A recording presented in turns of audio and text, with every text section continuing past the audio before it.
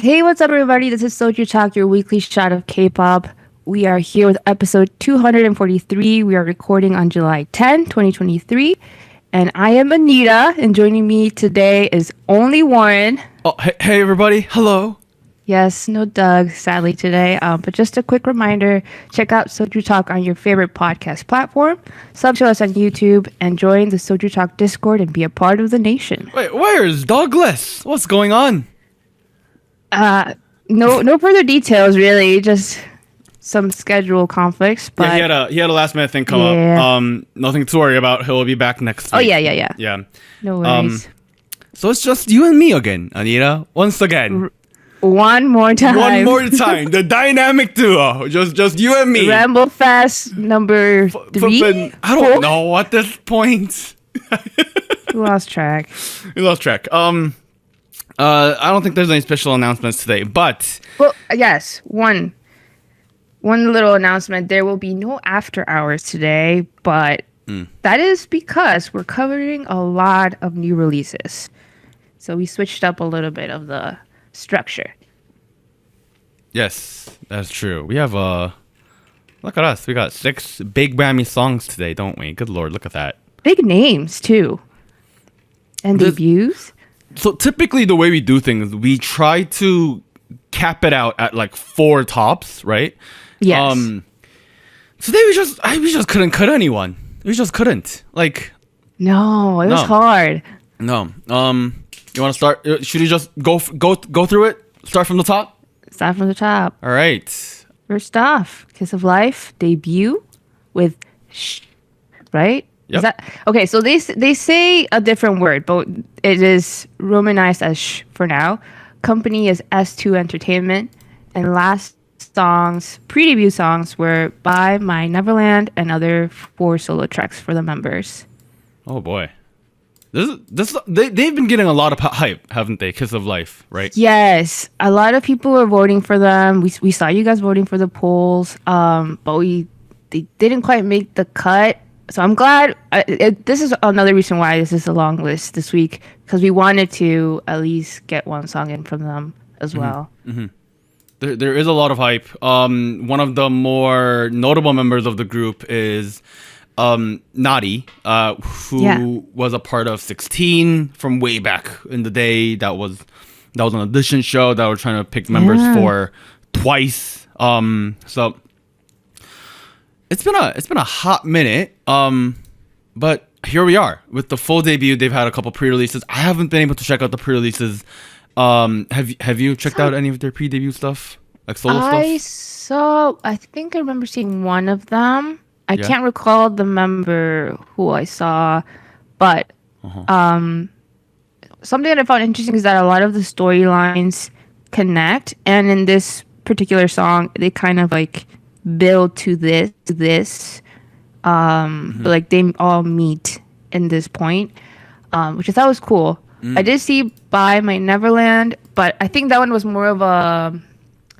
It felt more like a recap as far as the storyline went, and this was kind of like the continuation of the whole group. That's kind of interesting because I'm looking at the album list right now. So it's an EP, right? All the pre-releases, the solos are track 3, 4, 5, 6. By My Neverland is track 2. Shhh is track number 1. So like, I guess it's in the reverse order of like release, kind of. So maybe it's like an inner. I don't know, like the plot works the other direction too. I don't know. Okay, I mean that's cool that the kind of like the plot kind of comes together in this music video, because I did like the way the 4 members are like interacting with each other on camera. Like it felt like they have good chemistry, you know? Yeah.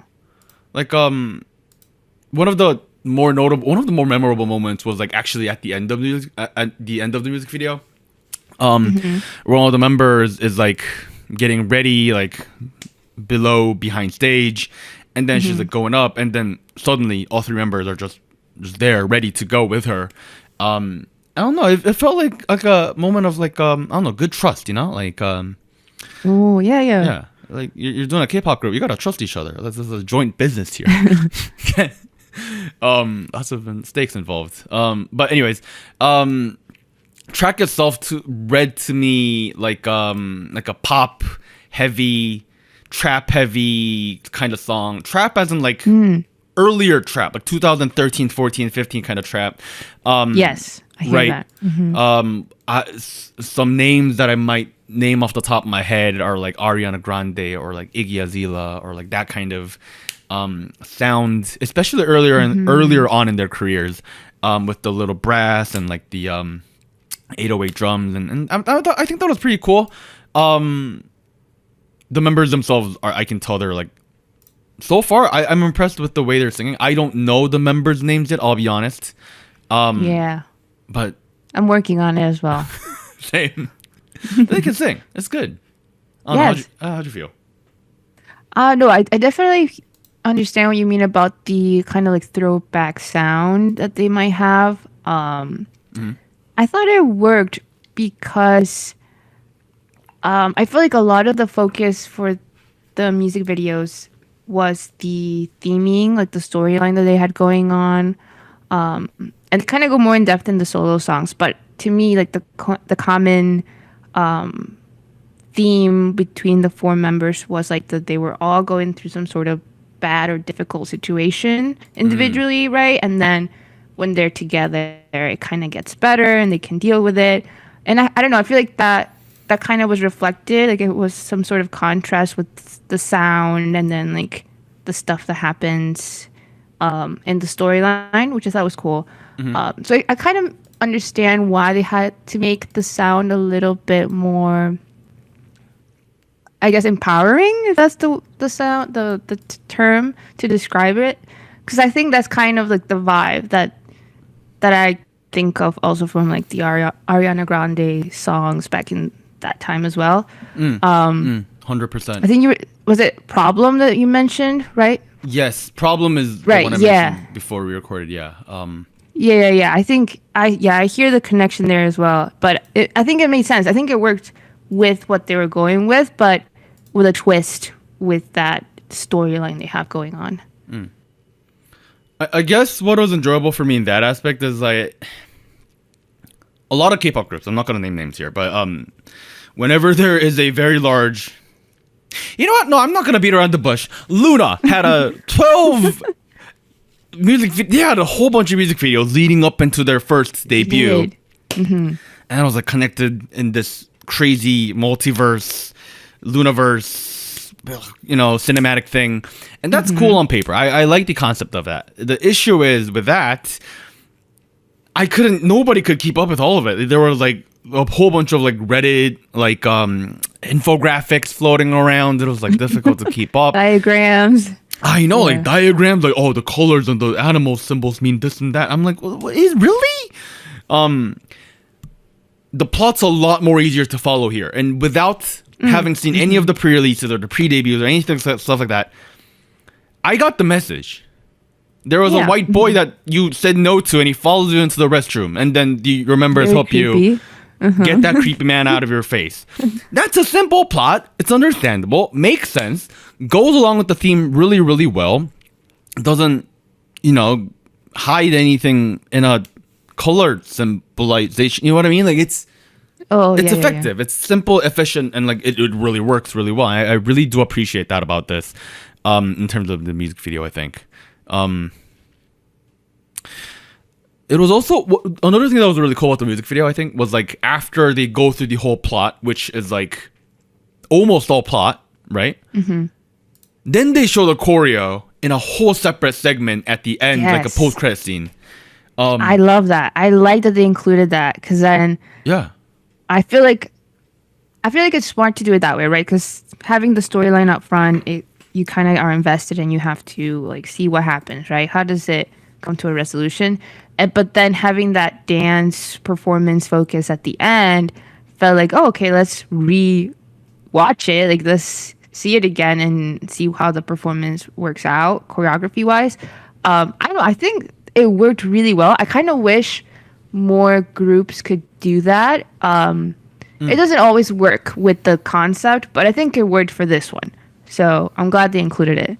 No, I think it really worked well here, and I agree with you. I hope more groups kind of take this route as well, because a lot of the cases, Doug's not here today, but a lot of the comments he makes often is like, oh, like, well, you know, I didn't get to see any of the choreo, or like, oh, like I couldn't pay attention to this because there was this other thing going around. And you know, like there's like these videos, music videos that like try to catch both rabbits at the same time, you know, like and that, why not just take your sweet time with it? And if we're interested, we'll keep watching it. I feel like that's what kind of worked here. I don't know how much of the population is paying attention to the whole video, to the end of it, but given that there's a solid chunk of the community that is very invested in choreo and the way it looks, looking at you, Anita, right there. Yes. I feel like people will stay till the end if that's the thing. You know what I mean? Yeah. No, and I rewatched it, right? And I think by the time I saw it again, it had this new feature on YouTube, right, where you can kind of see like the most rewatched portion. Oh, yeah.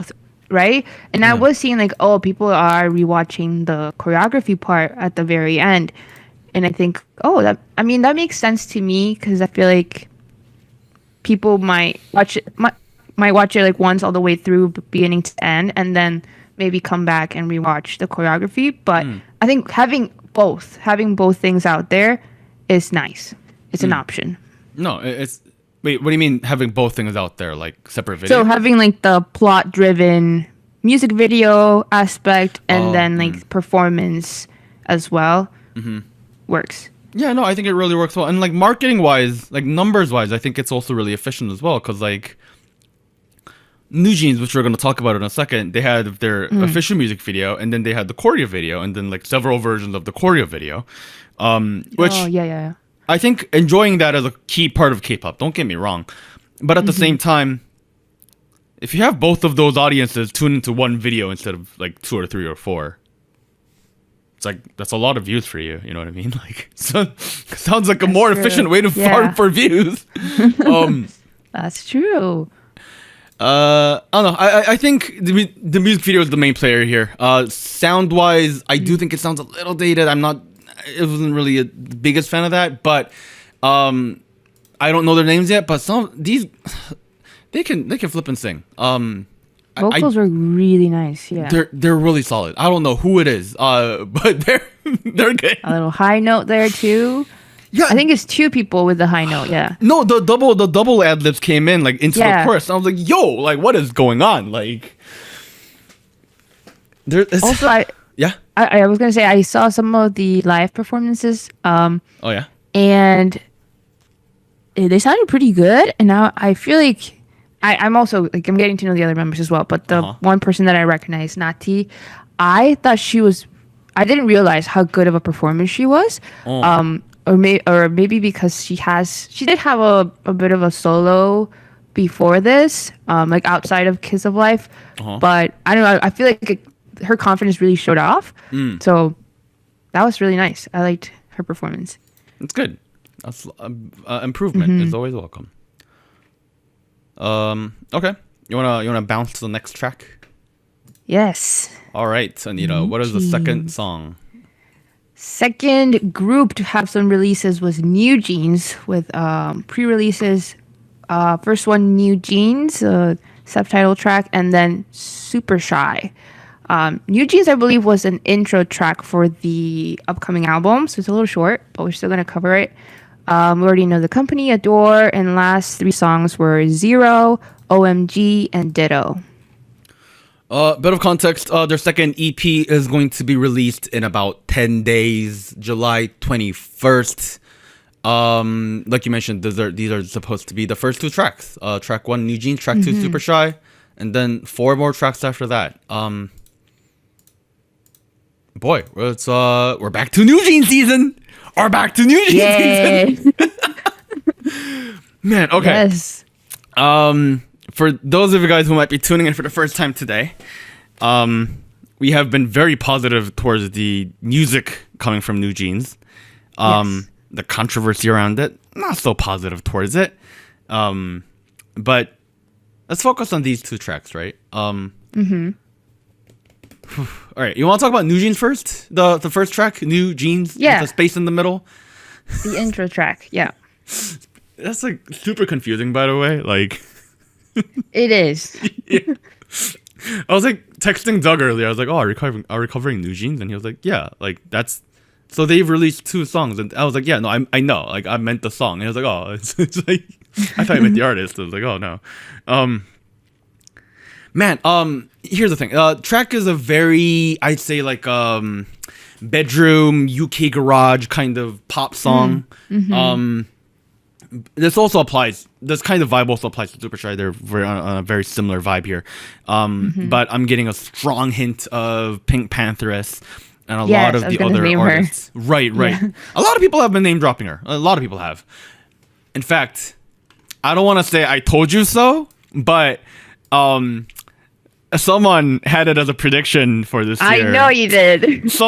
I also made a tweet about it all the way back in like March. I was like, "Yo, like Pink Pantheress and K-pop, what's going on?" So I don't want to say I told you so, but I told you so. Sorry. It wasn't like completely UK garage throughout. There's a little break. There's a little bit of breakcore thrown in. The build-up section is very heavily Jersey Club inspired. If you don't know what Jersey Club is, you might want to look at Lil Uzi Vert's what's it called? I just want to rock. I just want to rock. So it goes kind of back and forth between those 2 rhythms. And then there's a lot of like these glitchy synths, pads, electronic piano, keyboards, and for the most part, it's pretty minimal about it. It's a very laid back, chill track until it needs to pick up, at which point it does, right? Yeah. Yeah. How'd you feel about it, Anita? Did you like it? Do you like the intro to the album? I do. I feel like while I was listening to it, it's quite short, right? So it's under 2 minutes. God, it's a short song. I think purely an intro. But the way that it was presented in the music video and kind of how it adds to the identity of NewJeans as a group, I thought was really cool. So I guess I'll focus more on the music video because I thought it was really interesting that they decided to go for a very similar editing style as OMG, where they do a lot of cuts and like interview settings and like kind of going a little meta with like seeing themselves on YouTube and like on I would want to be phone. a healer. Yeah. Sorry. Yes. Yeah, and like they're on an interview like talking about like what kind of Powerpuff character they would like to be, or like superpower, I think is what I got. Yeah. I don't know. I feel like it's really interesting that they've kept up with this very self-aware image. But it makes sense. It makes sense since they introduced it to OMG in that music video.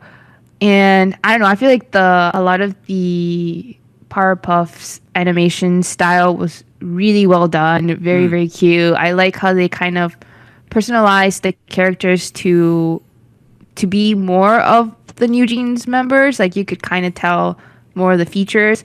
Oh yeah. So I thought that was really nice. You can definitely tell who's who. Like they did a good job of figuring that out. Whoever worked on the graphics there. Also liked how like did you actually see the new Spider-Verse movie or did you not? I did. Yes. You did. Okay. So you know how that movie like it interchanges between different art styles for different characters or different sequences and stuff like that. This one kind of does that too, right? They did that, yes. Yeah. At some points, it's this like side scroll pixelated adventure, and then at certain points, it's like this like 3D reboot Powerpuff kind of vibe. And certain points, it's like the OG Powerpuff Girls kind of vibe, and then it comes together for like this final battle, until they go into like a behind the scenes kind of footage. I don't know. That was pretty cool. Yeah. Yeah. I would. Yeah. assume... No, I feel like. Oh yeah. No, I was gonna say like the attention and like the detail in the animation, I thought was nice, a nice touch because I think it added a little bit more to the song since it is quite short. So I feel like they built up on that and took time on that, to maybe add more to the song. It does feel like an album intro. It essentially is. I'm not very positive about the idea of using this as a 2-part release for a single release, if that makes any sense. I think in the context of 6 tracks, it makes a lot more sense. In the context of this and Super Shy being released together and that being enjoyed together as a little package, I'm not super favorable of it. It works because those 2 songs have a very similar vibe and a tempo and all that. But it just feels like we're missing a little bit of substance because yeah, I don't know. The parts that do happen, they're great. It's very catchy, very addictive, well produced. The members can sing as always. But I just can't imagine. I just can't erase the question of what would have happened if this track was about 4 minutes long or like 3:30, like an actual proper has an intro, verse 1, hook, bridge, that kind of thing. And the track does have a little bit of like a semblance of a chorus and a verse and whatnot, but it feels a little compact in that aspect. It's a lot less noticeable in the music video, obviously, because there's a huge chunk of an intro and then there's a huge chunk of an outro. Yes. Yeah. And like you mentioned, it's a very visual experience. But when you're listening to it in audio format, it's a little lacking, I think, and that's where it's a little. I guess if I had to nitpick a little bit, that's where that comes in. But again, I'm willing to overlook that a little bit. It's clearly meant to be an intro. It's fine that it sounds like an extended interlude, for at least for now. One thing I did want to point out, though, real quick. Something on my head, but I forgot. Never mind. Never mind. Okay. Anyways, one thing that did also kind of stick out to me. They're pushing their light stick really hard. Oh yes, this was more of a formal, like, introduction to the light stick thing. Yeah. The thing is, here's the thing, right? All of the products that they have like been focusing on thus far, like physical product wise thus far, they've had their limelight in the previous music videos, right? I don't know if you've ever noticed this right away, but last time around, NewJeans did a collab with NewDake, which is a pastry cake shop in Korea, and they did a collab where the cakes looked like a literal rabbit. That rabbit cake is in the music video for OMG. Yeah. Oh. Yeah. I didn't know. The more noticeable one is, remember like the first release of their first EP, when you I think it was the Weavers version. I don't know what version it was, but a version of the album came with a literal circular bag, like a bag, to hold your CD in. You know this, right? I did not. Oh, but okay. A bag. They give you like a literal bag with the actual album to put your album in. It's really cool. That bag is in the Hype Boy music video, I think, or Attention, I forget which. Oh, okay. Yeah. So a lot of their physical merchandising have been in their music videos so far. This one is definitely a lot more in your face about it, because they're like, oh wow, it is. Yeah.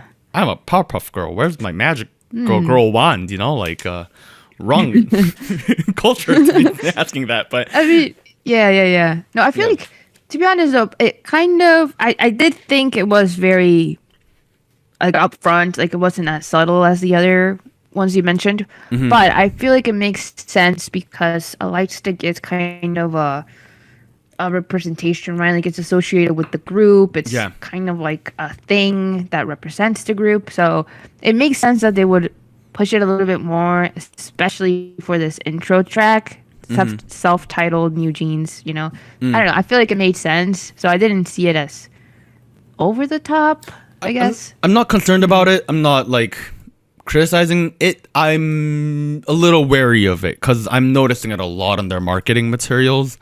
A little more than I typically do with K-pop groups. And of course, NewJeans have done a lot of things that are not typical for their peers.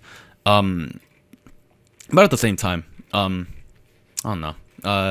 They want you to buy a light stick. That's the takeaway I had. They do. Let's transition over to Super Shy. Super Shy. I do have to say, Super Shy is my favorite of the two. Same. Right? Same. And this is a full length, or well, it's on the shorter side as well. It's a full length song. full length. I mean, by now standards, right? Like, oh god, under yes. 3 minutes is still considered full length. I really like this one. It's very catchy. Also seemed to be filmed in Europe. Oh yes. I don't know what place yet. I think somebody mentioned it might have been Portugal, but I'm not like 100% sure. But I love the lighting. The lighting and the saturation of the colors was really cool. Visually, it feels very nice. feels very bright, but like yeah, also natural at the same time somehow. Yeah. That's really nice, and it kind of like fits in with all the colors that's in the music video. Like everybody's wearing colorful clothes, and then when you go to the fish market, there's a million like, what are those called? Like little flags. You know what I mean? Oh yeah. Yeah. I don't. A lot of stuff. On. Yeah, the colorful things on the sky, and then the buildings are colorful too, and like it's a very colorful video in general. Like, I also like how like they mix in with like the local, what's the word? Local environment there. Like they'll flip and dance on a bus, flip and dance with the aerobics class in the park. Right. In the flipping it fish gave market. it a very like a flash mob type of vibe 100%, where like 100%. you show up and then everybody just starts dancing and they know the choreography. I feel like that kind of stuff I haven't seen like a lot in K-pop anymore. The only one that I can think of like off the top of my head used to be Wonder Girls when they had like this. They had a flash mob type of music video as well. But I think for me, the highlight, and which I think is going to be popping off on the TikToks in the next couple days, if not already, is the choreography for this song. There's the challenges going around, and there's 2 versions of the chorus, which I think both are great. So main aspect of the choreography is a lot of voguing and whacking, which fits the sound very well. I feel like it makes sense for the concept. I loved watching the dance practice to this because they released a version where you can see the transitions and formations a little bit more clear than in the music video. So clean, so nice. I really like it. I haven't seen who the choreographer was behind this or multiple people that worked on it, but very, very nice job. I really like it. No, I don't know too much about choreo, but it definitely feels out of the box here, where like they will like be in a grid, and then it'll look kind of chaotic, but like also like geometric at the same time, like the way they're like positioned. Yeah. And then they'll like slide into each other like another grid, and I'm like, what's going on? Like it's crazy. And then the funniest part to me was like they come together into one row at the very end. They grab each other's hands and bow, and then walk off stage as a part of the choreo. I'm like, what's going on? Like on beat too, like because they do it on beat. No, yeah, I like that because it feels like a continuation of the song until they exit. But it's really nice. I think maybe that's why I'm so biased to this song because it's very choreo heavy, and it's quite repetitive. It's not a ton of stuff going on that changes throughout the song, but it works. And the synths, the twinkling sounds in the intro and throughout the song was really nice. The twinkling synths kind of remind me of the Powerpuff Girl theme song a little bit. Oh yes, just a little bit about that. Yeah. The overall arrangement is pretty similar to NewJeans, the other track we talked about on The Artist. Yeah. The Jersey rhythm is used as a build up again. That's pretty cool. Generally minimal production with like bass, a little bit of pads, a little bit of synths in terms of like electronic keyboards. And then there's this like break chord kind of break beat kind of rhythm to it. Which if you don't know what that is, that's like a slowed down version of drum and bass, right?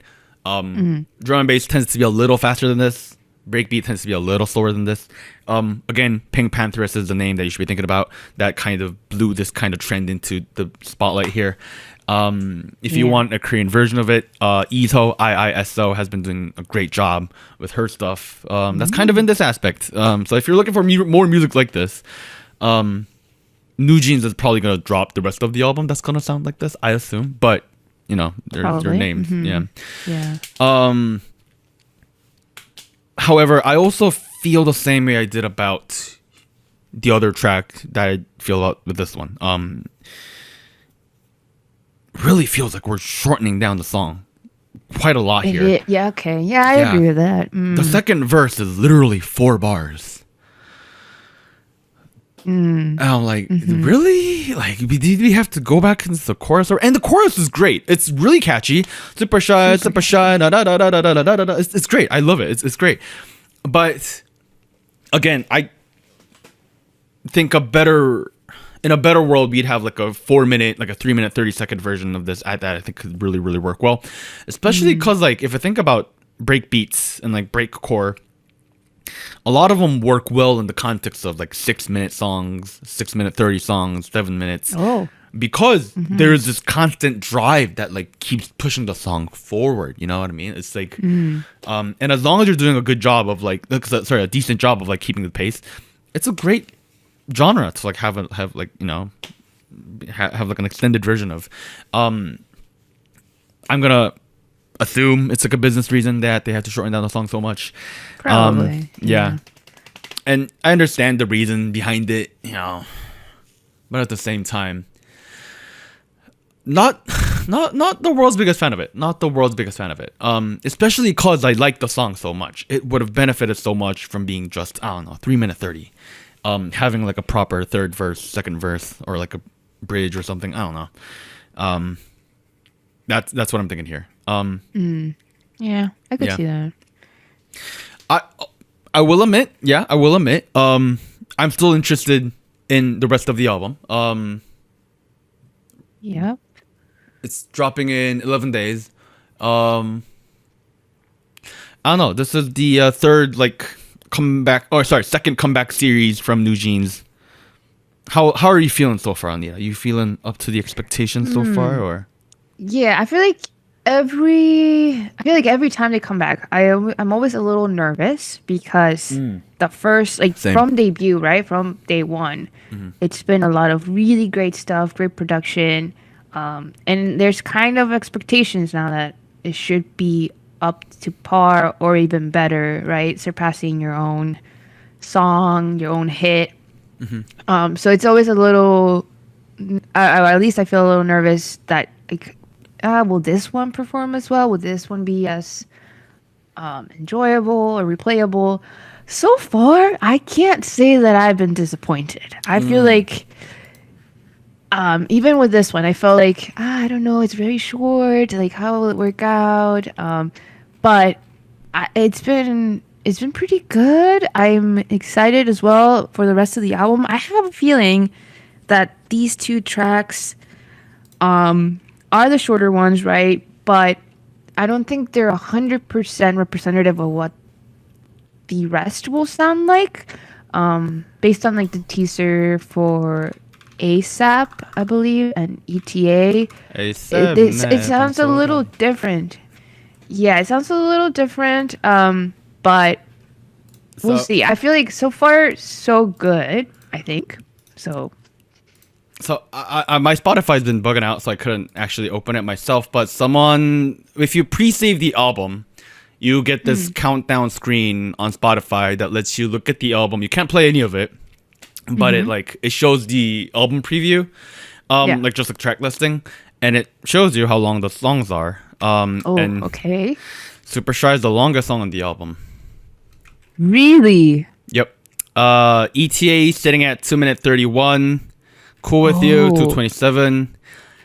Get Up at 36 seconds, and then ASAP at 2-minute 14. Okay. Yeah. Never mind. Is it? You think this is the standard now? Like, this is just how it will be? Because I think we mentioned it already, right? Like, more and more songs are shorter for playability purposes, possibly, but to have the full album like be under, like, every track is under 3 minutes.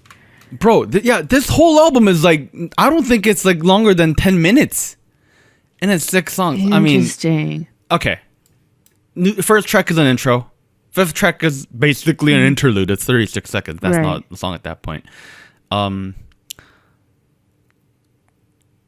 still of the party that enjoys 4-minute songs, 5-minute songs. And I understand the benefit of having like 2-minute songs, especially in a business sense. But I don't know. I'm starting to get kind of pissed off about this. Just a little bit. Just a little bit. Some songs do it well. Some songs don't do it as well. And we're still in this era of trying to figure out how to do it really well, I think. Some of it kind of works better than others. If I had to compare this song to other songs that we covered that are like less than 3 minutes in the past couple weeks, this has figured it out a little better than others. It does. I feel like the short track length does work a lot better because of the change-ups that are happening, and you're not spending too much time on building up. It's very efficient about it. True. Yeah. Do I wish the second verse was longer? Yeah, I do. But like, whatever. I guess they wanted to make it 4 bars. There's been other songs that made, I think, less effective creative decisions to make it shorter, and you end up in a situation where it doesn't work as well. Am I happy that this is the norm? No, I'm very disappointed actually. But you think it is the norm now? Anita, look at the songs we've covered in the past couple of weeks. I know. Having There's song, yeah, having something that's like 3 minutes, 30 seconds is like a rare commodity now. Like, that's true. Look at the playlist. Sorry, Yeah. one more thing. I'm looking at the playlist with all the songs that we have for this week, including the last week's stuff. There's nothing on it that's longer than 3 minutes, 10 seconds. Yeah. Yeah. Yeah, I guess, yeah. Everybody, all of you guys who are like very pleased about the number of streams that your artist was getting, I hope you're pleased now. I hope you're happy. Ah, man. Oh man. All right.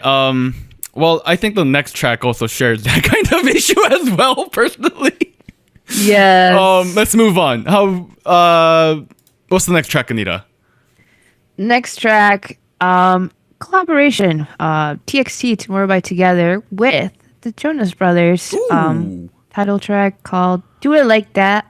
Company is big hit, and they don't have any previous songs collaborated together, so this is the first time for them. Oh my goodness. Yes. It's the fucking Jonas Brothers. It works. Oh my This God. is also a very short song.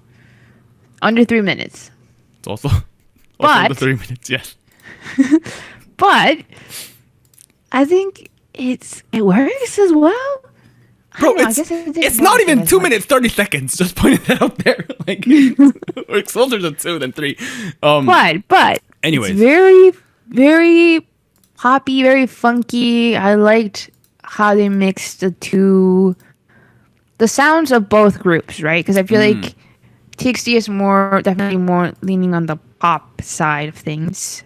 They've delved here and there with like rock-ish, but not the type of songs that Jonas Brothers typically do, I think. I thought Jonas Brothers is the world famous metal band, heavy metal. No, Yeah. not quite. They're more like pop rock, I would say. Pop rock. What? No way. I thought they've been doing reggaeton this whole time. Sorry. But I don't know. It worked well. I think it matched both groups very well. It does work with TXT a lot because a lot of their stuff have been like somewhat band music influenced. Obviously TXT has been doing a lot of kind of music, lots of different kinds of music. Some have been a little more serious, some have been a little more emo, some of them have been a little more whimsical, especially if I look at their earlier stuff. If you think about the first debut, the one with like the cat and the dog ears. Oh yeah. Yeah, that was like very whimsical. I don't know, kind of like I feel like that kind of emotion is kind of like still retained here, but you can tell they're not 16, 17 years old anymore, and they're like just matured a little bit, and I feel like that works really well, especially because Jonas Brothers is, they're a little more mature than TXT. How old is Jonas Brothers? True. So they're all in their 30s now, I think. Oh, okay. prime age to be K-pop artists, right there. Sure, why not? I wasn't being. Yeah. I was being serious. I wasn't being sarcastic. Wait. No, I agree. Oh, I thought you were being sarcastic. Okay, No, never mind. I definitely agree. Normalize 30-year-old idols, not 15-year-olds, please. Sorry. No, the song has this whimsical mode to it. It's very, there's a lot of percussions that play throughout the song, and I feel like that kind of Great. drives that emotion really, really well. One thing I noticed about the song is that it's very fast. BPM wise, it really felt like it was written one way and then they sped it up a little bit. I'm saying, and you might be thinking, Warren, you're just biased against shorter songs now. Maybe, but at the same time, I heard the song and I was like, oh wait, why am I listening to the song on like 25% faster? Like I'm not on YouTube anymore. And I had to double check. I was like, oh wait, that's not turned on. I don't know. I think the tempo is a little too fast, and I know I'm like nitpicking weird things right now, but I listened to the song. I downloaded it and manipulated it to slowed and reverb. No, I didn't chop it up per se, but I turned it down like 4%, and it sounds a lot more groovy and a lot more like. I can imagine it. Yeah, it would still work. Yeah, I'm not talking about Chop and Screw lean version here. I'm talking about like just a little bit, just like tiny notch down, just 5 tempos. I don't know. One thing about the music video that I really liked is like how minimal it is. Yes, yeah. I thought that worked too. Yeah, no, and especially it worked because like they're doing different things on the screen. Jonas Brothers are actually they're singing with the guitars on their neck, the instruments, the band, they're playing sometimes not. I don't know, do they actually they're playing, right? I can't. Is that offensive to say? They can play, right? They can play. I don't know if they were actually like full on playing in the music video. Oh, okay. I have to be honest, I don't know much about the Jonas Brothers. Like, I'm so sorry. Like, are we gonna get canceled for that? I don't know. No, I mean, I think it's been, if I remember correctly, because I looked this up because I was curious, and I'm also not very well versed in the Jonas Brothers timeline, but I think they had the resurgence, right? Like when they came back as a band was in 2019. Right. So it hasn't been that long ago. No, but I didn't pay attention to them when that happened because the last time I paid attention to them was in Camp Rock. Do you remember? Yes, back in the day over there. But 15 years ago, yes. Anita. Way back then. That's before some of our listeners were born. Oh wow. Yeah, think about it that way. Really? No. Really? Wow.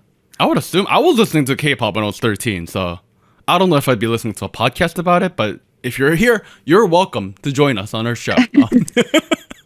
Well, yeah. I there feel you like go. Anyways, the resurgence, right? The resurgence period of the Jonas Brothers is it makes sense to me that they had this song, this sound with TXT, because I feel like they've had, I can't name titles off the top of my head, but they've had previous songs as a band, as the Jonas Brothers.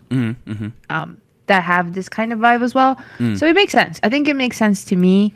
I don't know if they were originally this sound from like very beginning Camp Rock days, but it works. I think they have matured into the sound as well, and it fits.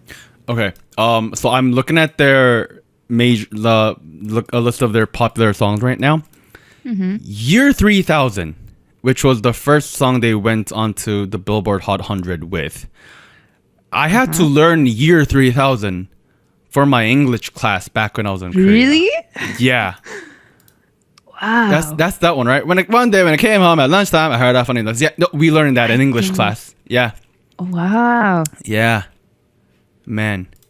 That's the kind of English education you get with formal education in Korea. You learn about the Jonas Brothers. It's a fun way to learn, I think. Memorize the song.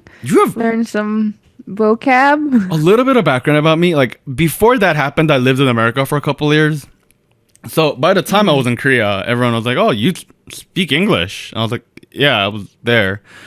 And like, whenever like after exams, like we would watch like foreign foreign movies, like American movies, and everyone for some reason would play either Lord of the Rings or High School Musical. And every time we watch High School Musical, they're like, Warren, is that what America's like? I'm like, no. They just start singing in the hallways. First of all, like, I'm in middle school. I haven't been to high school yet. What do you expect from me? Anyways, sorry, let's go back to the song. We got all derailed real bad. I do like the vibe to it. It's very minimal. It's very whimsical. Again, it feels like it's kind of rushing through the song a little bit. But at the same time, I understand they got to make cuts where they got to make cuts. I'll listen to my 96% speed version. Your edited my edited version. Bootleg edit version. I don't know. Yeah, I don't know. Overall, it's a very iconic collab, you know? I may not be most familiar with their discography beyond Dear 3000, but I do know that they're very iconic in this industry. And you... Yeah. I don't know. Any final comments, Anita? I don't know. I think it was a really, really nice collaboration between the two. I kind of do wish they had more shots together, because if you look at the editing, it looks like it was shot separate. And maybe that's also a reason why the very simple white background was chosen, because it's very easy to edit it and make it look like they're together. But I feel like that would have been like a nice touch, more of a wish, like on the wish list, that it had included a little bit more of that. But overall, I think it was really good. I feel like whenever Western artists collab with K-pop, typically it feels like they're filming in separate locations. The only counter example I can think of is Halsey with BTS for Boy With Love. Yeah. Like if I think about Ice Cream from Blackpink, featuring, I think it was separate. Selena Gomez. That was clearly separate. Yeah. So I guess that's kind of the norm that they're running with now. I don't know. I do share your wish though. All right, let's move on. All right, next up, we have the debut of ZeroBaseOne, ZB1, with In Bloom. Their company is Wake One. No last songs being their debut, of course. ZeroBaseOne has surpassed 1.08 million pre-order sales for their debut album, Youth in the Shade. They have the record for the highest number of pre-orders for K-pop group's debut album. That's crazy. They also now hold the record for the group with the highest first day and first week sales of a debut album in Hanto. Crazy. Okay. That's crazy. That's a lot of sales. Crazy stuff. Oh my goodness. So interesting. I'm looking at there's a reference here of other groups that made that list back in like the 90s. So like we got Sotaeji and the Boys in 92, people might recognize HOT in 96, Jack Keys in 97, and then most recently NewJeans, and now ZeroBaseOne. And the tweet we're looking at, brought to you from at Korean Sales _TWT. Yes. They made it. They pointed out that this is just with the pre-orders. Just pre-orders. Just not even the pre-orders. Fulfilled sales yet. Wow. Clearly y'all didn't like the group name, but y'all are still fans. What a song. I don't know. I didn't pay attention to Boys Planet 999. My interest level in boy groups is typically lower than girl groups, I have to admit. But this is kind of a banger. No? That's me? I'm actually okay. Yeah. I will say this. What? I was very, very How can you afraid. What? Okay, you were afraid. Yeah, you I were was scared. afraid. I was concerned because I think sometimes with debuts, and specifically boy group debuts, you could go a very like dark, very intense concept and sound. But I'm very happily surprised that they didn't go that route with this one.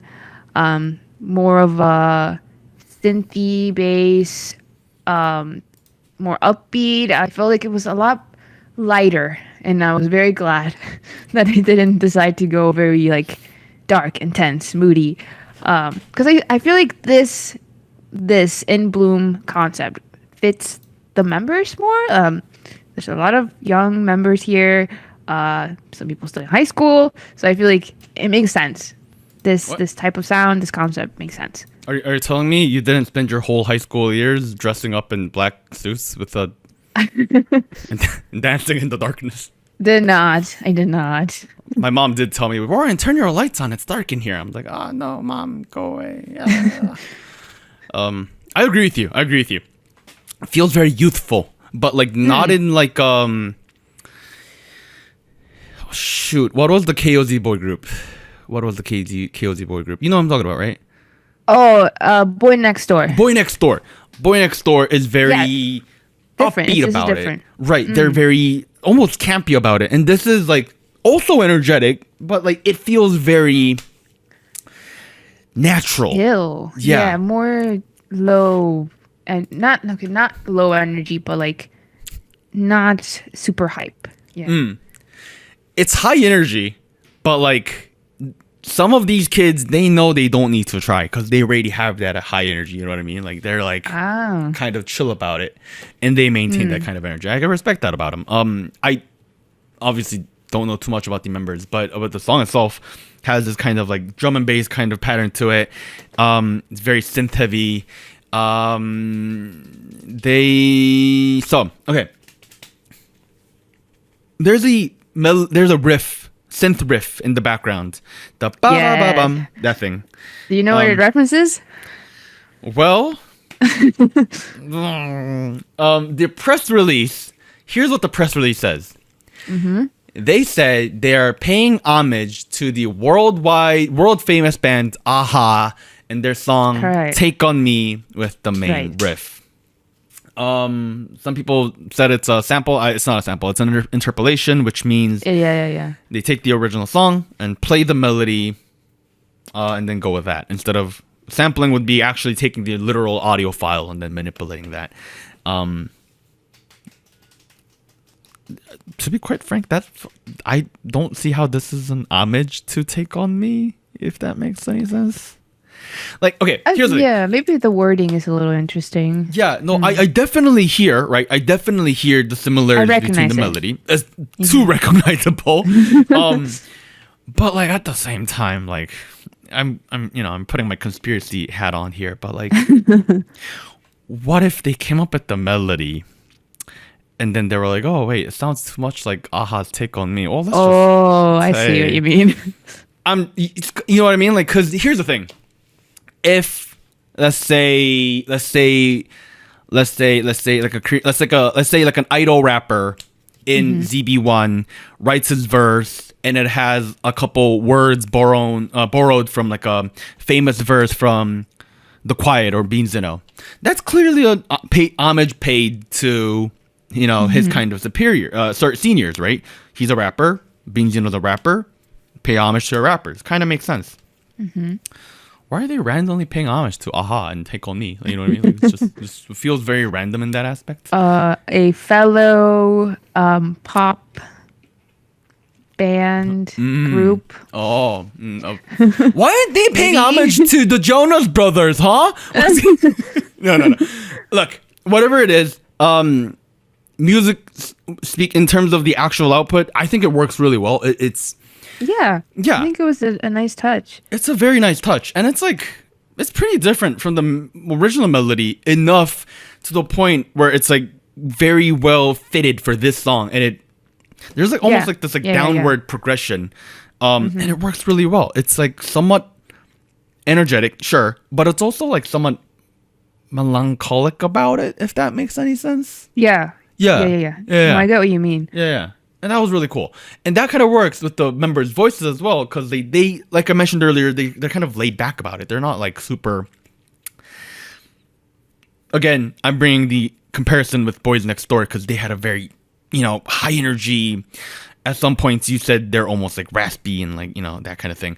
It's complete opposite here, right? It's the delivery is different. Right. The delivery is a lot more laid back and has almost a layer of I don't give a F kind of swagger. I don't know. I'm sure that's not what it is, but still, you get the idea of what I'm trying to say, right? Yeah. Yeah. And the song's really good. Yeah, no, I'm very interested to see what else they're gonna do with after this release. If they're gonna continue with this type of genre, what's next as far as sound and concept. But so far, I'm not mad. I like this. I'll be honest. They had a song in the show. It was one of the finale songs. They had two called Jelly Pop. I loved that song. I thought the song was great. It was very upbeat, but like with a little bit of a funky sound to it as well. So it's different than this, but I wouldn't mind if they went back to that a little bit. Hopefully in the future, we'll see. But I think it's more possible now that I see where they're going. I haven't heard their other tracks yet, but it looks like a lot of the other tracks. Well, at least the first one is a bit of a similar genre with a bit of a drum and bass going on. So, I don't know. It feels like they picked up on what's kind of popping off these days in terms of genre. Yep. And gave it their own twist. Reminds me a little bit of Energetic. I can kind of see it. Because there's a shared characteristic in terms of character, but Energetic did the genre that was popular back then, which was like deep house and all that. This one is doing the genre that's popular now with the whole drum and bass thing. I don't know. Just food for thought, I guess. All right. I guess, yeah. Yep. Okay, cool. All right. We have one more final song, right, Anita? Final track. It's the title track of EXO, Cream Soda. They're from SM. Last three songs were pre-releases, or two of them were pre-releases, Hear Me Out and Let Me In. And then they had Don't Fight the Feeling. I wasn't expecting the sound, I'll be honest. I think the pre-releases that I mentioned, Hear Me Out and Let Me In, very different than this. Let Me In was more of a pop ballad, I would say, more on the feelings type of sound. Hear Me Out was way more laid back, more of a chill, easy listening type of track. And this one, I don't quite know what the genre is. It feels like a little bit more like intense, like more out there than Hear Me Out, but I can't quite place it. It's I would say it's just dance pop trap bass. The rhythm's definitely trap bass, but it's not like NCT, for example, pulls clearly from trap music and it's clearly hip hop inspired. Yeah. This one has trap rhythms, but for the most part, it's, I feel like the music video captures the mood of the song perfectly. It's very... Yeah, I agree with that. Right. It's like party. It's kind of whimsical, but at the same time, they're like, we're EXO, Although I agree with you, this is not the kind of sound I expected from EXO. It's more so the sound I've come to expect from the recent couple songs from Super Junior. Oh. Am I right? Do you kind of see that connection too? I could, yes. Yeah. I didn't think about it, but I could, yeah. If I think about the recent songs that's come out of Super Junior after they've established label SJ, it's been slightly whimsical, slightly upbeat. Actually, you know what? No, it's a lot more whimsical than the song we heard today with EXO. But if I think about EXO, it's been a lot more of like kind of groovy but sexy kind of songs, like Call Me Baby, or shoot, what's another one? I was thinking. Oh yeah, tempo is good. Yeah, Love Shot. Yeah, yeah. Love Shot. Yeah. Sorry, what are you gonna say? No, I was thinking like they have had more of a the more rooting type of sound, right? I was thinking of one of their Don't Fight the Feeling was a full group comeback, but before that, I think they also had Obsession, which was kind of like hip hop trap bass maybe, but very different than this. Yeah, I don't know. I feel like I'm growing to like the song, but it is taking some time because there's some parts where I feel like it's not quite as there's not as much depth in some of the verses, like in the sound, that I was expecting, and I kind of thought the chorus would bring a resolution to it, like maybe go like a more full sound, but not quite. And the register they use is so high. It's very high. Very falsetto. Yes, very falsetto based. And honestly, shout out to Chen because he really shines in the chorus. His tone is, I feel like, naturally just very high and very natural in that falsetto. So I think he really stood out for me in that part. But it's very interesting combination of elements here, I think. I think for the most part, like the vocal sections feel somewhat more grounded to me. I know what you mean, but at the same time, if I think about like Dio's section in the first verse. Oh yeah, I like Dio's. Yeah. Man, he's talented, that guy. A lot of it feels solid, although as is with other EXO songs, I haven't really been a big fan of their rap. Which this song does rely a little bit more than the typical EXO track. I don't know. Yeah. So I think that's where it kind of got taken out a little bit, but I don't know. Overall, it's just I don't know, like this is as whimsical as it gets for EXO kind of song. You know, it's a lot more fun than their other stuff, but in a different way than what was that one called? The Don't Fight the Feeling had. You know what I mean? Right. I was thinking of like Power was like a little bit more fun, not as serious. Right. A lot more fun. I guess that's where I was drawing the connection to Super Junior, because they're fun. They also wear a lot of suits in their videos. I don't know why. True. I feel like for this song, this was the first time where I feel like it had like a very mature image of the group with like the black and the gold tones throughout the music video. Yeah. The champagne, which I mean makes sense. EXO's been around for a while. They're veterans. But I guess I didn't realize. I didn't think it was very common to see them in that light. So it's interesting.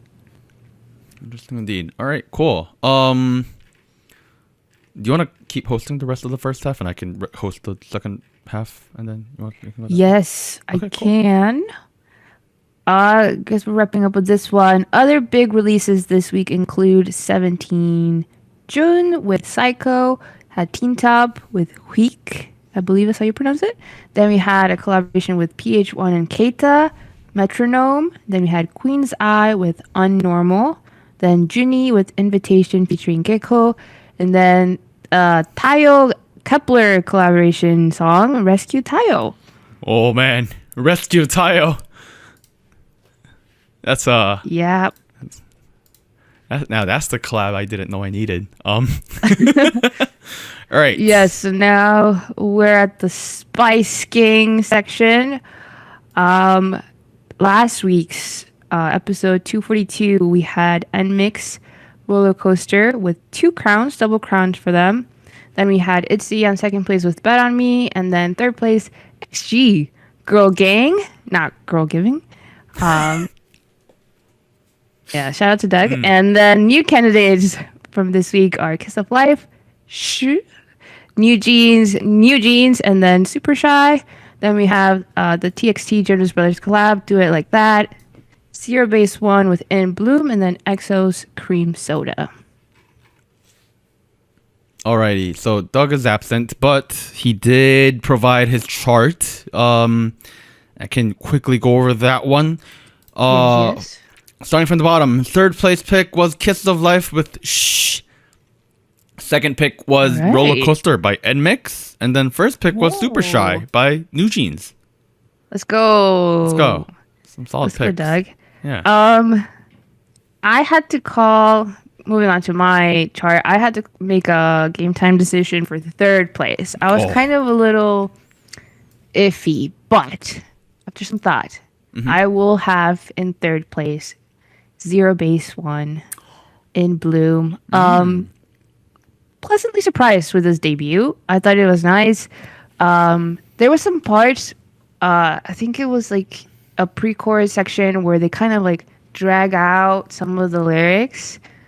I think they said like change and then they drag out the word. It was interesting. I thought it was an interesting choice, and I at first listen I wasn't really into it, but now I'm getting used to it. But overall it's a good song. Second place, I will give it to the TXT and Jonas Brothers collab. Do it like that. Nice. I really like the song. It is short, but it's very replayable, very boppy. Like I find myself bouncing along to it. It's very nice, good energy.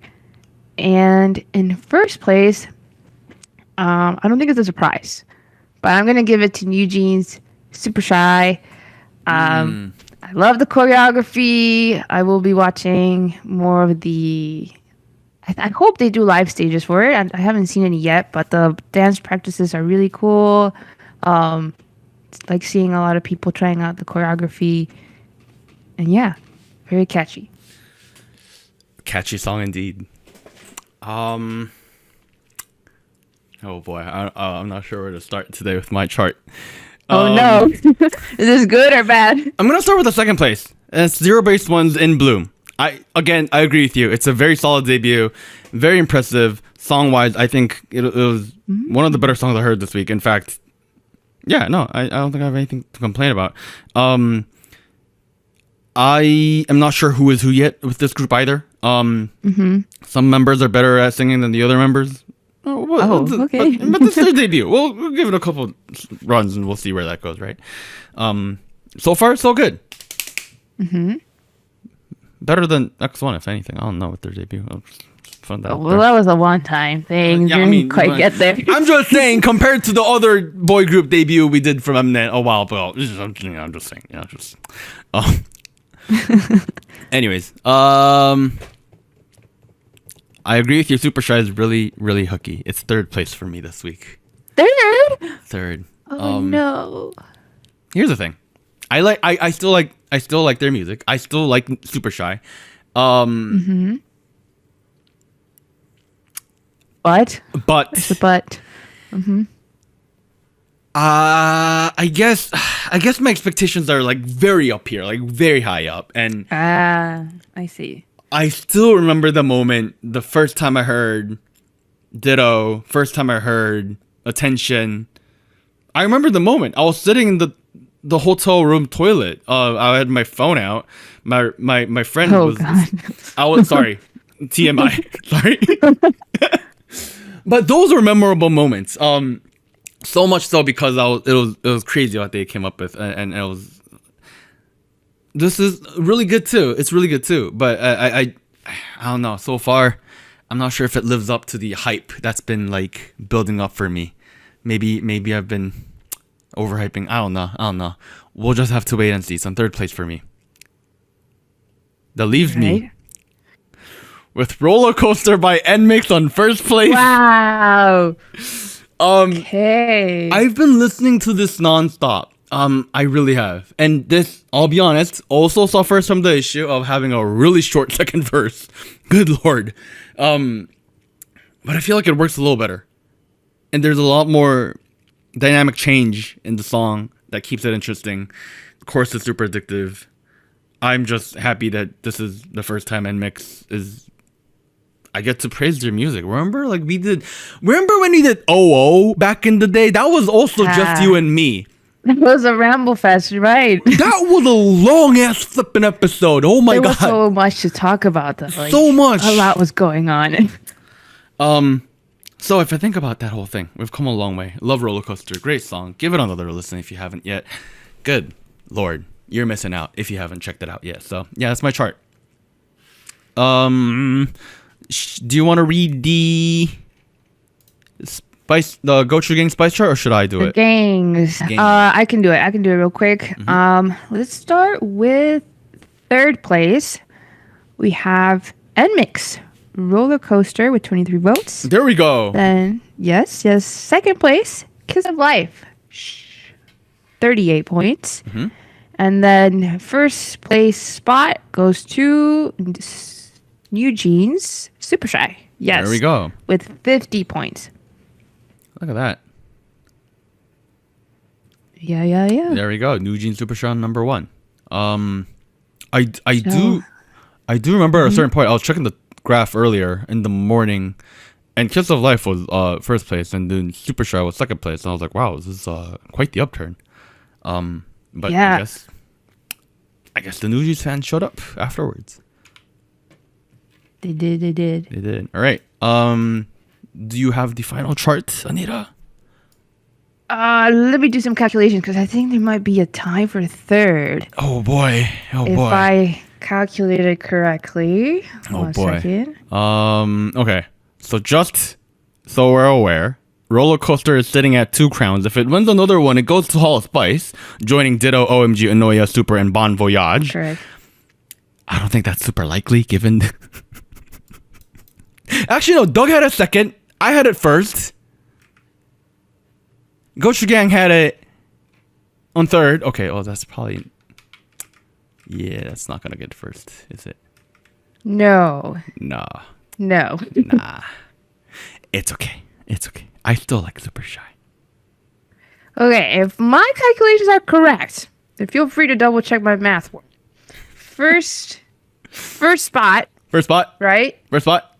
Gaining a crown this week, we have Super Shy from NewJeans There with you go. 16 points.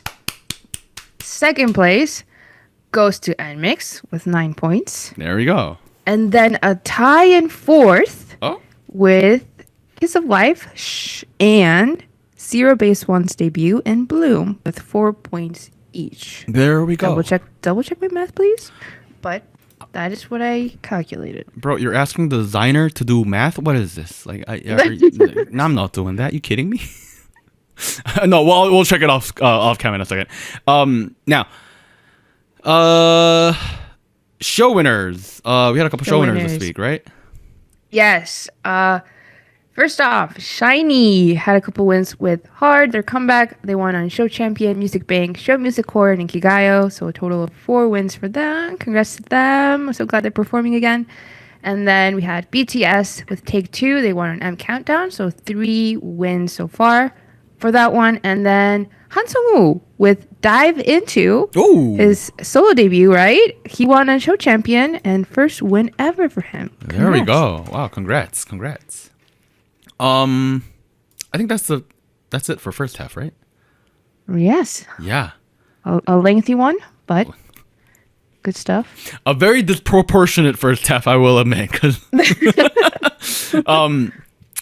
Stick around. We're gonna go over K-pop news. We're not gonna do after hours if you're interested in that. So if that's what you're here for, it can bounce. But stick around for the news. We'll be back after a 3, 2, 1.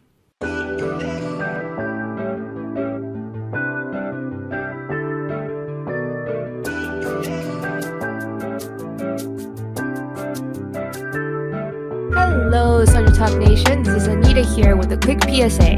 If you would like to support SojuTalk Kpop Podcast, please like, subscribe, or follow us on whatever platform you're using. And consider joining our Patreon at patreon.com/SojuTalk or donating to us at paypal.me/SojuTalk. On behalf of the crew and myself, thank you. Now back to our regularly scheduled episode.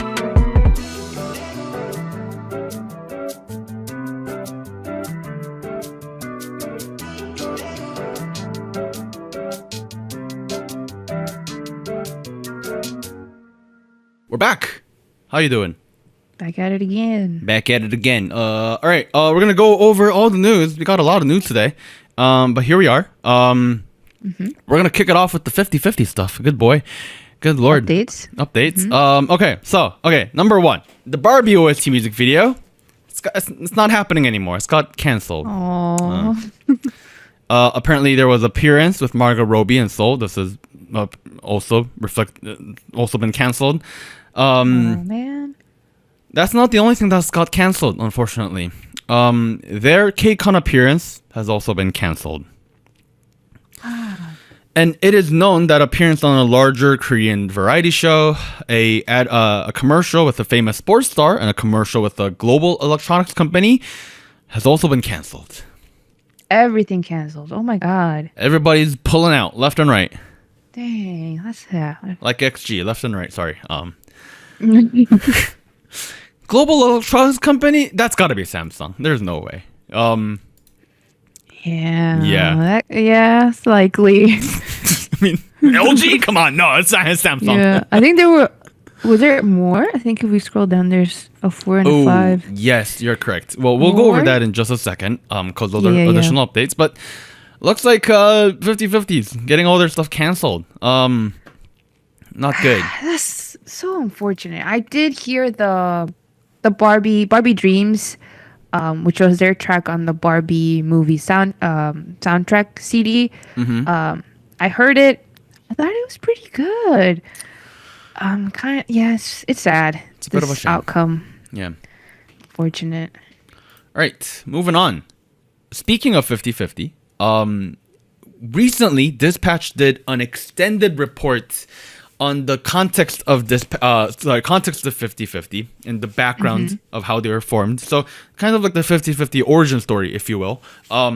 Right. Apparently, they've been planning the thing from 2019. They had a trainee program. They had a production program.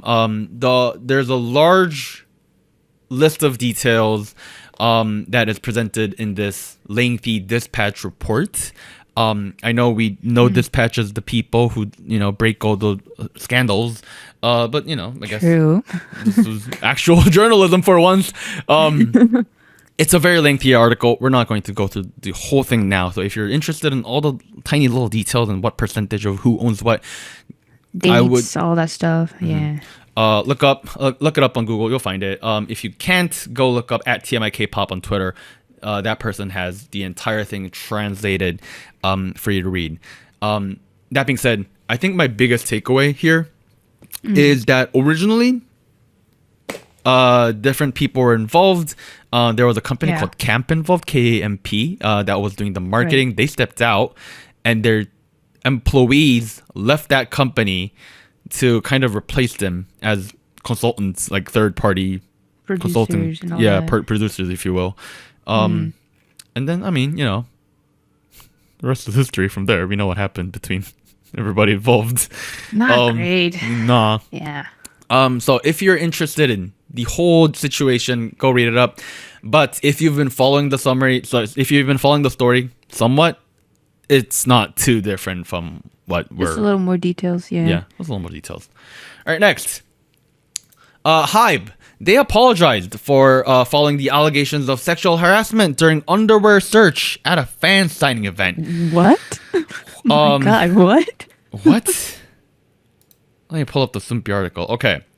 Hybe has issued a formal apology following allegations of sexual harassment by security guards during an underwear search at an AND-themed fan signing event. Oh my God. What is going on? Okay. Yeah, okay, no. Yeah, For full transparency, transparency, because Doug isn't here, he gave us a list of articles to go through. Typically, he knows a little bit more context. I am reacting as I read this. Why are people... I don't understand. Why are you looking inside their pants? It seems like they were just checking for, like, hidden devices, like Apple Watches, electronic devices. Okay. In case of recording, right? But like that's extreme. Here's the thing. Security is important. Don't get me wrong. It really is. We don't want to overlook that. But at the same time, this is too much. Come on. What are we doing here? You're just using it as an excuse. Like, come on. This is stupid. Don't do this. Oh, man. Yeah. Sounds terrible. Yeah. But Hybe did put out an actual letter apologizing for the situation, promising to improve the situation, and hopefully make the fan sign events not shitty going forward. Good Lord. Yeah. All right. Well, there you go. Experience that? Nope. At all. All right. Next news article. This is NMIX. There were some incidents that occurred during NMIX's pre-recording on K909 this morning. Now, a prop stage set apparently caught on fire. People apparently collapsed, and a drone kept getting tangled in Kyujin's hair. But Kyujin kept telling Answer, which is their fandom, that she was actually just fine. Apparently, Lily also got hit by a drone. What? Now, according to reports, no one was actually injured, but before it happened, people mentioned smelling a strong burnt odor. But nothing serious was done by the crew, and they just kind of tried to ventilate the area, if you will. And wow, these are the reports of people who have seen and heard of what's going on. Yeah. I don't know. Anita, do you know what K909 is?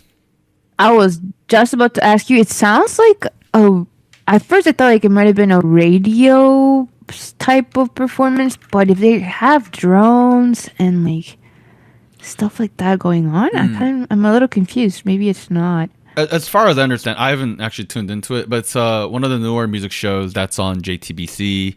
Okay.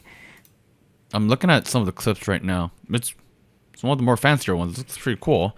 So I'm sure they were trying to pull on like a very cinematic show, if you will. But come on, let's make sure everybody involved is not there. worried about being hit by a drone. Apparently, now JTBC did put out an official statement regarding the incident. Here's their statement, right? When the fire broke out on the set, we immediately evacuated the artists from the stage and extinguished the fire. Afterward, we ventilated and reorganized the area and checked for the audience members and who were in poor condition and needed to leave. There were no such requests. Artists were fine. So we resumed recording as planned and completed without any issues. However, they clarified that there were no injuries to the audience members or any harm caused by the incident, including Kyujin's hair getting tangled by the drone. They reaffirmed that there were no injuries. Anybody who wanted to leave were very welcome to do so. One person did raise their hand, so we advised them to leave and go home. But they expressed their intention to continue watching, so we made arrangements for them to sit back down and watch. For the most part, it sounds like an unfortunate event. Hopefully it's just one accident and this doesn't happen again. Yeah. Right. Next news. Kakao Entertainment seeks to raise $100 billion by selling 30% stakes in Starship Entertainment. Now, according to the investment industry, Starship Entertainment has started negotiations with domestic and foreign private equity funds. Kakao Entertainment is seeking $1 trillion valuation, but investors value it 20 to 30% lower. This is expected to be a substantial portion of the funds and will be invested in the development of overseas market. Dang, more moves by Kakao Entertainment. Interesting. I'm scrolling up and down, just making sure. Yep, $100 billion. It's a big amount of money. $1 trillion valuation. Good Lord. Oh my God. Well, I didn't know Starship is that highly valued, but I guess that's what you get when you have IVE on your under your wings. True. Yeah. True. Cool. Moving on. Next news. It is reported that Lee Suman, Mr. Lee SM, is in Beijing, China, working on an audition program for teenagers with a goal of debuting a global Chinese idol group. It has not been reported whether this group will be a boy group or a girl group. Or mixed. Who knows? What's going on? Suman. Mr. SM, what are you doing, you clown? Come back. I mean, I get that he's been in the industry for so long, right? Like, he must feel like he has the insight, right? Like, he can do it again, you know, start up with a group. I just feel like it's very odd timing still. Like, just retire. Yeah. What are you doing, lad? I don't know. Him being in Beijing, I think, is a little less surprising. He has been one of the K-pop execs that have been like pro-China in the last like decade or so. That kind of makes sense that he's doing it over there instead of Japan per se. That's been more like JYP's turf, if anything, right? So right, yeah, JYP. Yeah. All right. Well, you do your thing. Just don't tell me about it. Interesting. Good Lord. Moving on. The Free Trade Committee, is that what the FTC is? Free Trade Commission Committee, yes. FTC, which stands for Federal Trade Commission, has said. I sound so stupid. The Federal Trade Commission, FTC, has sent investigators to HYBE, SM, and YG to determine whether an outsourcing agency has been the subject of unfair trade practices by a major entertainment company. Why this bottom part is not loading properly, I do not know. Now, the FTC is known to be investigating whether there were violations of the Subcontracting Act, such as verbal contracts, unfair terms or conditions, or delays in payment in regards to the production of albums or idol goods. And okay. Yep. Looks like this looks like it's the FTC in Korea, not the American one. Right. So this has to do with contracts, it seems. Between idols and the agencies. Nothing to do with it. It has nothing to do with the idols and agencies. It is more so like the contracts between companies and companies. Because if you think about HYBE, for instance, HYBE doesn't literally make the light sticks, you know? They hire... Oh, right. Okay. I see now. Yeah. The production of goods. Right. Similar to how Attract hired the Givers to produce their group. You know, timing wise, kind of makes sense that they're doing it right now. You know, I'm just putting that out there. Double check. Yeah. let's just double check. Make sure nobody's gonna get fluffed out again. Anyways, yeah, that is going on. Hopefully, nobody's doing anything suspicious. Okay, moving on. Hwasa of Mamamoo was reported for indecent performance to the police by the Student Parents Rights Protection Union. This is a fancy form of pearl clutching PTA in Korea. Now, according to P Nation, the police is reviewing the filed case, and this is coming from a performance that Hwasa did at Seongyungan University in May. Oh, back in May. I'm going to reaffirm. She did it at a college, like a college festival. Right. Yeah. I think I saw clips of the performance you're referring to. Yeah. I don't know if it warrants a lawsuit. Low key. So I read this in a separate article earlier in the day, and according to the filing, they said there were two points that they were trying to make. One, that it apparently resembles perverted sexual abnormal acts. Okay. And the other hand, they were like, oh, it doesn't make sense in the context of the song, so therefore it is not art. And I'm like, okay, well, good on you for judging what art is. They should join our podcast, talk about all the songs. They know so much about art. Yeah. Again, I don't think we need to sit too long on this. Stupid. Interesting. I wonder how it will turn out. But. I did do the rounds in terms of seeing how the general public, is reacting to this. We're pretty much on Hwasa's side with this. It's kind of stupid. Okay. Yeah, it's kind of stupid. It's at a college. It's not a kindergarten festival. It's a university thing. This wasn't broadcasted, right? It was just... Was it broadcasted on TV? Like, it wasn't public No, it was it's on YouTube, I guess. If you look it up, it'll be there. Well, yeah, but people that were there recorded it, but it wasn't broadcasted or anything. Yeah. I don't know. I just think there's a huge difference between indecency and sexual confidence. Just putting that out there. Okay. Who knows? All right, moving on. We have some sales news, right? 17's hashtag FML has now... Sorry. 17's FML, their 10th mini album, has now surpassed 6.2 million copies, according to YG Plus. This now makes them the first K-pop artist in history to sell over 6 million copies. Sorry. The first to sell over 6 million copies for a single album, and it's still the best-selling K-pop album of all time. Wow, of all time. Wow. Of all time. This is it. So much money. This is a huge number. Wow. I cannot fathom how much that is. I'm sure if you stacked all 6 million, you would be at the moon, I imagine. I don't know. Maybe. Wow. Good for them. Good for them. Moving on. SM Entertainment shared their trailer for a new survival program, NCT Universe Last Art, to find the next 4 members of the final NCT unit. And then in this show, 10 will compete for a final chance to join NCT. Wow. The final NCT unit will be comprised of 6 members, including Yushi and Sion, who were introduced last week by SM Entertainment. The show is set to premiere on the 27th of this month. There you go.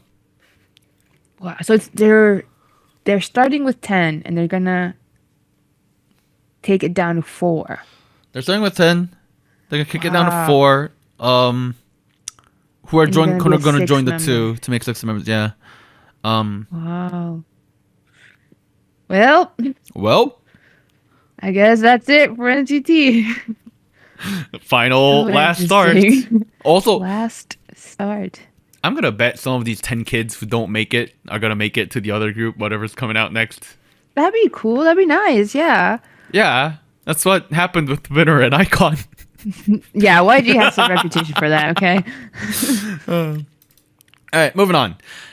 We have some news about Island too. Now, their online applications are live now. You can apply between July 10th and August 6th. Oh, that's now. Oh my God. Apply now. Apply now. You got less than a month. Go. Okay, here's how to apply. You have to be anywhere from the world. That's good. Worldwide. Okay. We fit. Yeah. Okay, but you have to be a girl. Girl. This okay. I'm too is girls. Okay. Right, they're debuting. Okay, well, I can't do it anymore. Okay, so you have to be born before 2011 January 1st. Yep. Okay, but okay. That's still really young. I'm sorry, Anita. You don't make the cut. None of us make the cut. Before? I was born before. Oh. You know what I mean? So that is it implying that you can't be younger than? Okay, no, that makes a lot more sense. Sorry, I thought it was. Right. Oh my God! I mean? Oh my God! Okay, but I mean, still that cutoff, they're gonna be young, like 14. Bro, I better not be seeing some tenors, like 2000 tenors. I better not be seeing them on the show. Like, get out. Wow. All right. Well, if you're interested, you should go to their site and do it. Moving on. That's not the only show that's airing, because we also have another global girl group audition, The Universe Ticket, airing November 2023 with SBS Entertainment. Ooh. Wow. Okay. Looks like they're using the universe thing to figure this out. We'll see what happens there. We also have another show coming out. The start of A2K, a sneak peek of the first episode dropped last week. You can go check it out. This is the JYP thing. This is the JYP A2K America to Korea, the creation of an America-based global K-pop band. Here's Mr. Park looking all happy and full of himself. He's like, oh, look at me. I'm wearing a Jaguar print shirt. I've yet to see the trailer. We'll check it out. Next, Neezy Project Season 2. The audition is also beginning. This is from JYP and Sony Music. They are kicking off July 21st. So go check it out if you're interested. Very soon. Wow. Yeah. My God, lots of audition shows recently. All right, we have some news about the remaining members of Luna that were free agents up until this week. But ET News shared that formerly Luna's Yeojin, Kwon, and Olivia Hye have signed exclusive contracts with CTD ENM. Now, it's also worth noting that Hyunjin and Vivi has signed contracts with the same agency last month. So, hey. So five of them, maybe? Five of them here. Under that same label? Interesting. Yeah. 5 of them with Mod House. No, they could. Maybe they could, kind of sit down and do a collab. I don't know. Just could happen. Maybe. All right, we'll see what happens there. But Luna's Eves, on the other hand, it's reported that she will be starting a new thing by herself, and is still looking for a new agency. Eves shared with Hanguk Ilbo that she has been living with her sister and is currently writing her own music and has been meeting with other agencies. There you go. Oh, very nice. I'm looking for an agency. There we go. I don't know if anyone's gonna get that reference. I'm so sorry. I don't know. She does seem she has seemed to be the little more creative type of the Luna members. She has been seen producing stuff here and there. So we'll see what happens to Eves. Best of luck to her. All right. Speaking of other formerly active girl groups, BB Girls, previously known as Brave Girls, will be making their comeback next month in August. Nice. New album. Run it back. Yes. On the other hand, IVE's Anyujin is going to be singing TVN's TVN Happiness song for their network. In addition to the release, there will be a dance challenge choreographed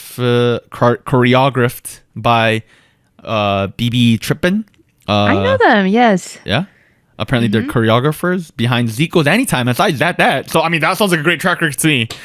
And it's to be released on July 17th. If any of you guys have ever been to Korea, and if you've ever seen their local TV, and if you have, if you have turned TVN on in your TV, they have a pretty catchy like a channel song. A jingle thing? Yeah, like a jingle. Yeah, that's the word. Yeah, they have like a pretty catchy jingle. So she's got some big shoes to fill. That's all I'll say. I mean, it should work well. I've as popular as ever, so it makes sense. And like honestly, like it really makes sense that she's doing it because like she's a huge variety star right now. True. Yeah. Doing really well in Earth Arcade right now. So see what happens there. All right, we have some upcoming comebacks. Other reported comebacks include. That was the list. That's of the shows. Yeah. Sorry, never mind. Anyways, next week, here's the stuff that's coming up for next week. We have NMIX with their title track release, Arai Circle with their re-debut, 21's Sandra Park with her solo debut. Wow. BTS's Jungkook also with a solo debut. Wow. And NCT's Dream with their full comeback. Wow, that's an interesting lineup right there. That's a lot of big names right there. Yeah. I don't know who we're going to cut from this list. 5 songs? Probably the third one I mentioned. Anyways, this has been SojuTalk, your weekly shot of K-pop. We don't have an after show today because we covered 6 songs at the top. So it was a long one today. That was a long one. But a good one. It was a good one. Good stuff. I don't know. Is there anything else you want to mention? Okay, it's Kiss of Life. We talked about their title track today. It's probably gonna be I have some stuff this week, but next week I'm probably gonna start streaming again. That's the first thing on my agenda is to start going over their discography because I haven't heard anything from them. Stuff. Yeah, everyone's been hype about it. Everyone's been like, "Why aren't you talking about Kiss of Life for it?" And I'm like, "I'm sorry." Yes, so stay tuned for a possible live stream. Yeah. Probably gonna do something similar with XG as well. Probably gonna do something similar with other groups. XG. So I will let you know once that happens. I don't know. You have anything else to add, Anita? Nope. It's pretty good releases, and we'll see what we cover next week. We shall see. Hopefully it's not everybody, but please vote. Let us know what you think. There's gonna be something random. I know it. Like NewJeans is gonna drop their music video or something. Like it's gonna God. that's so gonna happen. Like I can tell. Anyways, this has been SojuTalk, your weekly show to K-pop. Have a good Tuesday or other day of the week, whenever you're listening. Yay. Okay, bye. Bye. Bye. Woo. Special shout outs to our Fiesta patrons: Bagel, Based, Mina, Brian, Shadow, Delmonic, Ellie, Irvtron, Flacco Louie, Genki Boy, Ogumama, Honey Pools, Jacob, Williams Games and Toys, Luke Daniels, NJ Parks, Tier. Thank you for joining SojuTalk, the weekly shot of K-pop.